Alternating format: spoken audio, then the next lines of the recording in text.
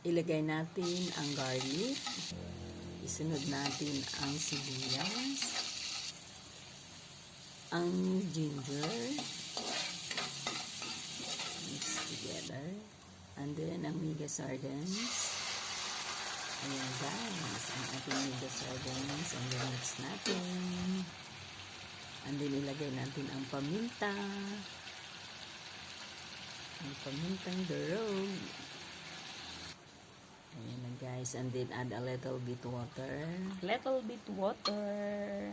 Then, ilagay natin ang ating kukumama gata. Ayan guys. Prito natin. And then, ang ating pinaritong talong. Ayan. Ilagay na natin ang ating pinaritong talong. Ayan na guys. And then, bok choy. Mix natin. Mix natin guys. Yan ay pizza pala. Hindi bok choy pizza. Ayan guys. Ang yummy yummy. Ginataang sardinas. Thanks for watching. Bye.